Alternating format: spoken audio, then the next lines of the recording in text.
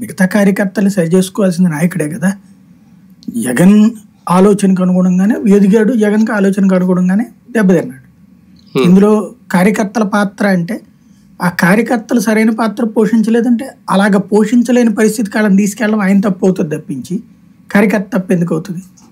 ప్రాక్టికల్గా భారతదేశంలో ఎవరూ చేయనటువంటి సోషల్ ఇంజనీరింగ్ అనేటువంటి ఒక ఫార్ములాని, భారతదేశంలో ఎవరూ చేయనటువంటి సంక్షేమం అనే ఇంకొక ఫార్ములాని రెండింటిని ఆంధ్రప్రదేశ్లో ప్రయోగాత్మకంగా అమలు చేశాడు జగన్మోహన్ రెడ్డి. అవును, ఇది భారతదేశ చరిత్రలో డిఫరెంట్ ఆస్పెక్ట్. అవును, ఎందుకు అంటే బీసీ ఎస్సీ ఎస్టీలకి ఎప్పుడు ఇచ్చే సీట్లే ఉంటుంది, రిజర్వ్ సీట్లు. బీసీలకి భారీగా సీట్లు ఇవ్వడం, కాపులకి భారీగా సీట్లు ఇవ్వడం, ఈ రూట్లో ఒక సోషల్ ఇంజనీరింగ్ చేశాడు. ఏ ఏ వర్గాలైతే సుదీర్ఘకాలం పాటు అవకాశాలు దక్కనటువంటి కులాలు ఎతికి మరీ ఇచ్చాడు.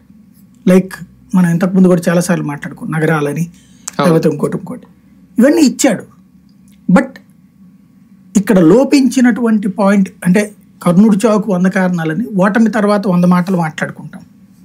అది గెలిచినప్పుడు ఒక మాట ఉంటుంది, ఓడినప్పుడు ఒక మాట ఉంటుంది. విశ్లేషించుకునేటప్పుడు ఎవరి లెక్కలు వాళ్ళయ్యే.